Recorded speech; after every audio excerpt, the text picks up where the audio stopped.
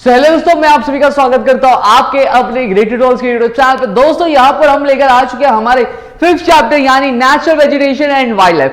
अब natural vegetation and wildlife इस chapter में जो क्वेश्चन आंसर्स है लर्न करें तो लर्न करें कैसे, वही हम यहाँ पे देखने वाले दोस्तों।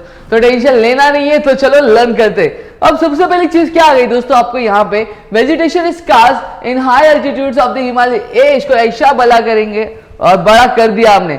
अब चलो देखते हैं अब वेजिटेशन स्कार्स क्यों हाई एल्टीट्यूड पे, वो हम लोग देख एल्टीट्यूड मतलब हाइट पे। तो चलो सबसे पहले हाई एल्टीट्यूड 0 डिग्री सेल्सियस, ये ध्यान रखो। क्या रखोगे?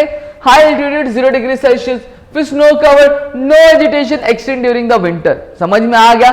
ये इतने पॉइंट जो आपको ध्यान में रखने।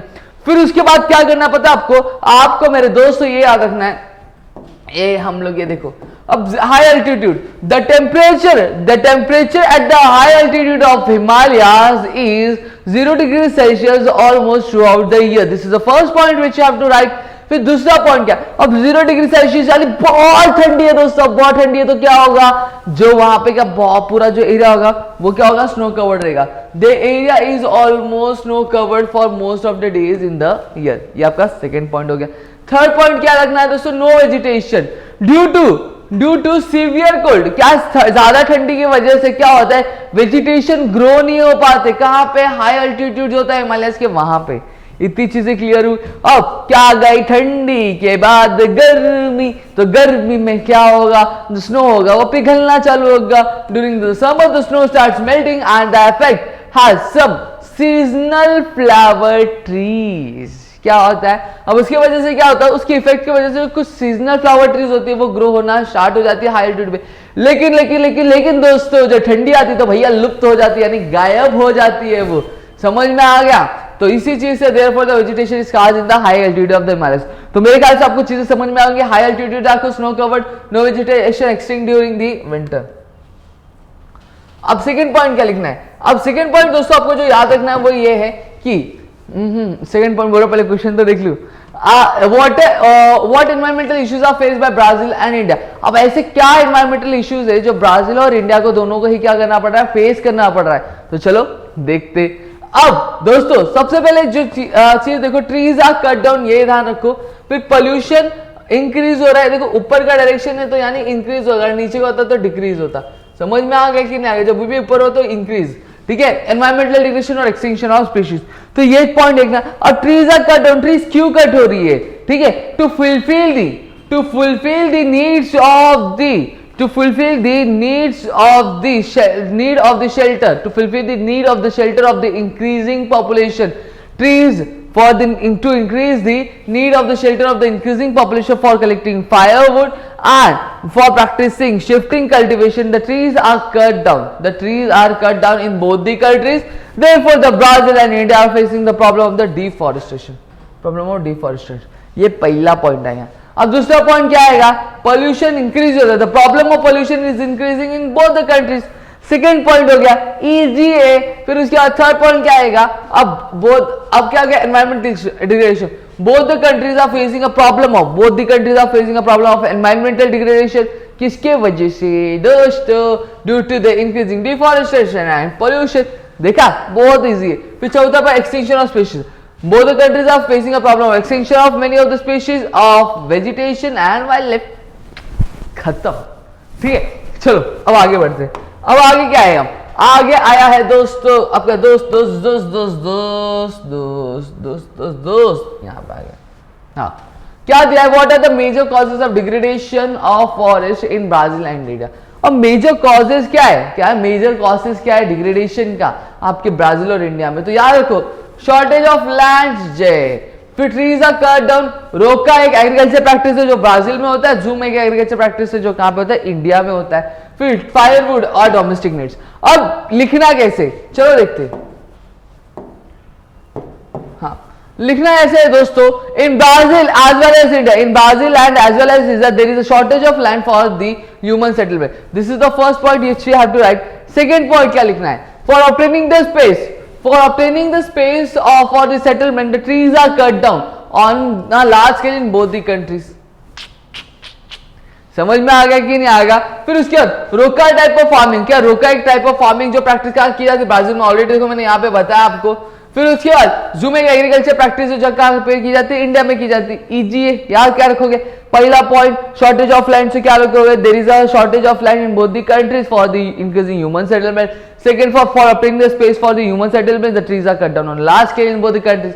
फिर इसका third point, roca is a type of agriculture farming which is practice in Brazil and jhum is a type of agriculture practice which is practice in the India. फिर फोर्थ पॉइंट का लिख दोगे, in this type of farming the forest are cleared on a large scale for the agriculture activities. अब आगे क्या आएगा दोस्तों, in both the countries trees are cut down on a large scale to obtain firewood and to satisfy other domestic needs। समझा, बस इतनी चीजें और कुछ। अब आगे क्या आएगा, आगे मेरे दोस्तों आपका आएगा आएगा आएगा आएगा आएगा हाँ, आगे दोस्तों आएगा correlate the wild life and the natural vegetation in India and Brazil. क्या करना है, कोरिलेट करना है। तो यहाँ पे ध्यान रखो, जो वेजिटेशन होता है यानी जो घास फूस होता है वो कौन खाता है, ग्रेजर्स खाते हैं और हर्बीवोरस खाते हैं। और ग्रेजर्स और हर्बीवोरस को कौन खाता है, कार्निवोरस खाते हैं। देखो यही चीज लिखी है, natural vegetation is a food for of grazers and herbivorous and many birds, ये लिखा है। And grazer and herbivorous are the food of the carnivorous, वही चीज मैंने ऑलरेडी बताया, तो इस तरह से आपको याद रखना है। फिर variety of vegetation is equals to variety of herbivorous, यानी the region having a variety of natural vegetation also have the variety of the herbivorous. ठीक है, एज इट्स इफेक्ट मैंने बताया था, हर्बीवोरस क्या खाते हैं, घास फूस खाते हैं, और हर्बीवोरस को कौन खाते हैं, कार्निवोरस। तो घास फूस जहां पे ज्यादा है वहां पे क्या हर्बीवोरस ज्यादा रहेंगे, हर्बीवोरस जहां पे ज्यादा रहेंगे तो उनको खाने वाला कौन, कार्निवोरस, तो वो भी क्या ज्यादा रहेंगे। तो यहाँ पे वही लिखा है, as its effect the carnivorous also seen on a large scale in this areas. समझा, क्लियर है। चलो अब आगे बढ़ते, आगे क्या दिया, एग्जाम्पल दिया डियर एंड जगुआर ब्राजील। क्या दिया है, फॉर एग्जाम्पल अगर डियर ग्रासलैंड वाले एरिया में डियर ज्यादा पाए जाते हैं, तो डियर ज्यादा पाए जा रहे तो उसको खाएगा कौन, जगुआर खाएगा डियर को, तो वही गले खाएगा दोस्तों। क्या लिखा है, for example deer are seen on a large scale in the grassland areas of Brazil as its effect the jaguar are also seen on a large scale in the region. ठीक है, अब इंडिया की बात करूं, for example insects in grass is a food of, insect जो होते हैं grass में फूड किसके, इंडियन बस्टर्ड के। तो इस वजह से कि इंडियन बस्टर्ड है ग्रासलैंड पे एरिया में ज्यादा पाए जाते हैं। समझ में आ गया, इतनी चीजें क्लियर हो गई होंगी। अब आगे वाला पॉइंट देखते हैं, सॉरी हाँ आगे क्या है, ए भाई जरा देख के चलो, आगे भी थोड़ा पीछे भी, ए हाँ चलो यहाँ पे आगे। अब यहाँ पे क्या दिया दोस्तों, like India there is a need of conservation of the forest in Brazil too, तो क्यों है, चलो देखते हैं। याद रखो, लॉस ऑफ हैबिटेट, पोल्यूशन और शिफ्टिंग कल्टीवेशन। क्या क्या क्या क्या क्या, लॉस ऑफ हैबिटेट, पोल्यूशन और शिफ्टिंग कल्टीवेशन, तो वही आपको लिखना है। पहला क्या है, like India to satisfy the needs of the shelter, to like India to satisfy the need and the shelter of need, like India to satisfy the need and needs of the shelter and to obtain firewood, the trees are cut on a large scale in Brazil. अब क्या हो रहा है, trees cut, अब loss of habitat क्यों हो रहा है, क्योंकि दोस्तों अब इंडिया की तरह नीड, शेल्टर का नीड और क्या करना, फायरवुड, और फायरवुड को ऑब्टेन करने के लिए ट्रीज होती है, और ब्राजील में भी क्या लार्ज नंबर पे क्या कट की जा रही है। अब इसकी वजह से क्या हो रहा है, बहुत सारी जो स्पीशीज है वो क्या कर रहे हैं, अपना हैबिटेट यानी जो उनका जो शेल्टर है वो क्या खो बैठ रहे हैं। दोस्तों समझ में आ गया, तो हैबिटेट क्यों खो रहा है, क्योंकि इंडिया की तरह क्या नीड सेटिस्फाई करने का शेल्टर का, और साथ ही साथ फायरवुड ऑब्टेन करता है, ट्रीज होती है लार्ज नंबर पे कट की जा रही ब्राजील में, और इस वजह से क्या हो रहा है, तो लॉस ऑफ हैबिटेट हो रहा है कहाँ पे, बहुत सारी स्पीशीज का। अब इंडिया की तरह जो पोल्यूशन है, देखो पोल्यूशन भी क्या हो रहा है, like India the problem of pollution has become severe due to the increasing urbanization in Brazil. अब इंडिया की तरह क्या हो रहा है, जो क्या जो प्रॉब्लम है पोल्यूशन का वो भी क्या हो रहा है, इंक्रीज हो रहा है आपके ब्राजील में, किस वजह से, अर्बनाइजेशन को। तो ये आपका सेकेंड पॉइंट हो जाएगा। फिर उसके बाद बहुत सारे प्रॉब्लम्स जो हो रही है उन्होंने क्या कर दिया है, लाइफ थ्रेटन कर दिया। आपका थर्ड पॉइंट आएगा दोस्तों, various type of pollution have threatened the lives of the many of the species. क्या कर रहा है, बहुत सारे प्रॉब्लम ने क्या कर दिया है, बहुत पोल्यूशन ने क्या किया। अब जिंदगी के लिए पोल्यूशन अच्छा है कि बुरा है, तो आप लोग बोलोगे बुरा है, तो वही आपको लिखना है कि have threatened the lives of many of the species. समझ में आ गया। अब like India the problems of illegal smuggling and hunting animals has increased, ये लिखना है तो लिखो, नहीं तो 2 पॉइंट लिखोगे तो इनफ है। फिर शिफ्टिंग कल्टीवेशन ऑलरेडी पढ़ा है हमने, like India practising the jhum agriculture cultivation practice, और उसी तरह से जो रोका क्या किया जाता है, प्रैक्टिस किया जाता है ब्राजील में, जिससे क्या होता है, जो फॉरेस्ट होती है लार्ज नंबर पे क्या होती है, क्लियर हो जाए। ऑलरेडी से पहले वाले आंसर में हमने पढ़ा था, This has resulted to loss of shelter and the animal. Therefore, the India there is a need for conservation of forest in Brazil as well. तो मेरे ख्याल से आपको इतनी चीजें क्लियर हो गई हो. क्लियर है दोस्तों. तो वीडियो पसंद आ रही तो प्लीज वीडियो को लाइक कर देना. चैनल सब्सक्राइब नहीं किया होगा तो चैनल को सब्सक्राइब करो, अपने दोस्तों के साथ शेयर करना. अब यहां पे आते अब यहाँ पे इनको भाई साहब को थोड़ा सा ऐसा करेंगे, थोड़ा सा ऐसा करेंगे. तो क्या दिया है? Why does the deciduous of the vegetation occupy land of India, occupy most land of India, occupy most of India. ठीक है, क्यों करता है? देखो सबसे पहले ट्री शेड द लीव्स. ये रेट ऑफ इवोपरेशन क्या होता है? कम हो जाए. Helps to conserve the water energy. Rainfall 100,000 millimetre to 2000 mm India. ठीक है, अब यहां पे देखो पहला डेसिडियस टाइप ऑफ फॉरेस्ट में क्या होता है? Deciduous type of forest is characterize क्या? ट्रीज शेड दैट शेड जो ट्रीज होती है अपने जो लीव्स होते हैं उसको शेड करती थी किसके टाइम पे? ड्राई समर सीजन के टाइम पे. तो उसी को हम लोग क्या बोलते हैं? डेसिडियस टाइप ऑफ फॉरेस्ट हम लोग बोलते हैं. अब सेकंड पॉइंट क्या आता है? अब जब जो लीव्स होती है वो शेड हो जाती है तो इसकी वजह से क्या हो जाता है? जो इवापोरेशन का रेट होता है वो क्या कम हो जाता है और उसकी वजह से जो एनर्जी होती है वो क्या हेल्प करती है हमें? एनर्जी और वाटर क्या कंजर्व करने में क्या हेल्प आउट करती है. समझ में आ गया? इतनी चीजें आपको लिखनी है. फिर उसके बाद क्या आया दोस्तों? आपका ये आया कि rainfall deciduous type of vegetation में क्या होता है? जो एरियाज कहां पे डेसिडियस टाइप ऑफ फॉरेस्ट होता है, जहां ऐसे एरियाज में जहां पे क्या होता है 1000 mm से लेकर 2000 mm के बीच में बारिश होती है, वहां उस टाइप के फॉरेस्ट, उस टाइप के रीजन में क्या होता है? डेसिडियस टाइप ऑफ वेजिटेशन क्या पाया जाता है. समझ में आ गया? फिर इसके बाद क्या आता है दोस्तों? इंडिया में. अब इंडिया में क्या होता है? मोस्ट ऑफ दी जो रीजन वहां पे क्या एनुअल अमाउंट जो amount of annual average rainfall है वो क्या होता है? 1000 मीटर से 2000 मीटर होता है. तो उसी को तो हम लोग क्या बोलते हैं? इस वजह से क्या मोस्ट ऑफ द पार्ट जो इंडिया का होता है वो डेसिडियस टाइप होता है. समझ में आया क्या इतना चीज आप लोगों को दोस्तों? फिर उसके बाद दोस्तों हाँ आपका ये वाला आंसर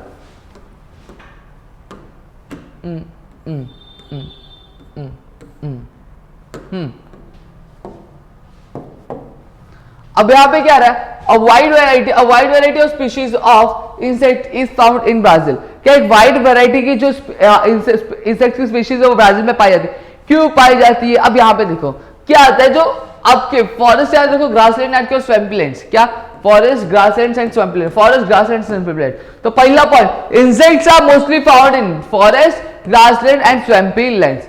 ठीक है, अब बहुत सारे जो इंसेक्ट्स होते हैं वो क्या खाते हैं? लीव्स खाते हैं, ग्रास खाते हैं और नेक्टर्स खाते हैं. तो आपको सेकंड पॉइंट वही लिखना है. Many insects eat leaves, grasses and nectar का आंसर प्लांट से. समझ में आ गया?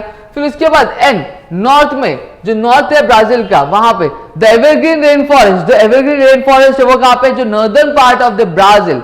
ठीक है, और जो ग्रासलैंड एरिया वो कहां पे? Central part of the Brazil, जिसको हम लोग पाराग्या पाराना रिवर बेसिन में बोलते हैं. और जो स्वैम्पलैंड्स है वो पाई जाती है पंटनल में. क्या होती है?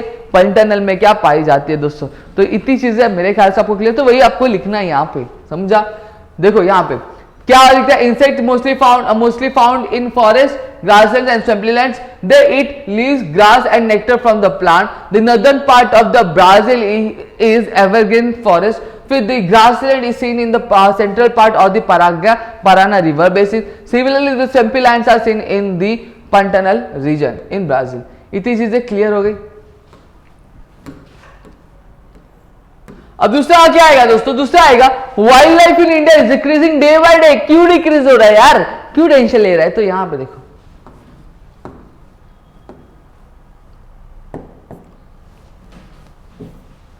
ठीक है. सबसे पहले टू सेटिस्फाई ये नहीं trees are cut down, loss of habitat, pollution, increase of jhum. Already ये सारे आपने आंसर पढ़ लिए. देखो यही पे to satisfy the need of shelter and to obtain firewood. Already हमने लर्न कर लिया है.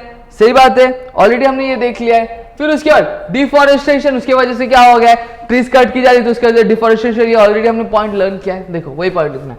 फिर उसके बाद लॉस ऑफ हैबिटेट. सही बात है, प्रॉब्लम जो है पोल्यूशन का वो बढ़ता जा रहा है. तो बहुत सारे प्रॉब्लम ने क्या कर दिया है? जो लाइव स्पीशीज की वो क्या कर दी? खतरे में डाल दी है. ये आपका हो गया. फिर अब इन इंडिया में जैसे problem smuggling of animals, already Brazil वाले हमने देखा था दोस्तों.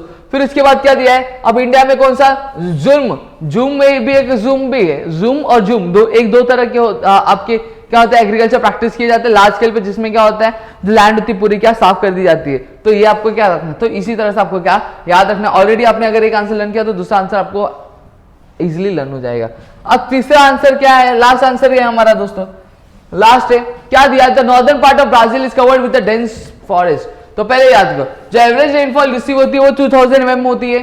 टेम्परेचर कितना होता है 28 डिग्री सेल्सियस होते हैं। इक्वेटर पासेस होता है क्या, नॉर्दर्न पार्ट से क्या इक्वेटर पास होता है। परपेंडिकुलर सनरेज क्या रिसीव होते हैं और अबंडेंट सनशाइन और हेवी रेनफॉल होता है। चलो यहाँ पे देखते हैं, the amount of annual average rainfall is nearly 2000, already हमने देख लिया millimetre in the northern part of Brazil, already हमने पता। जो एनुअल एवरेज टेम्परेचर होता है वो कहता है 28 डिग्री सेल्सियस होता है क्या, एवरेज 28 डिग्री सेल्सियस ही होता है। फिर उसके बाद जो इक्वेटर होता है वो पास होता है कहां पे, नॉर्दर्न पार्ट जो है ब्राजील का वहां से पास होता है। इस वजह से क्या होता है, जो परपेंडिकुलर सनरेज क्या उसको मिलती रहती है थ्रू आउट द ईयर। तो ये आपके कितने 4 पॉइंट हो गए। अब आगे क्या आएगा, due to the abundant sunshine and heavy rainfall vegetation grow with the high speed. अब ऑब्वियस सी बात है, वेजिटेशन को ग्रो करने के लिए क्या सनशाइन अच्छी चाहिए और हेवी रेनफॉल चाहिए अच्छे से, समझ में आ गया। तो वही आपको लिखना है, due to the abundant sunshine and heavy rainfall vegetation grow with the high speed in this reason.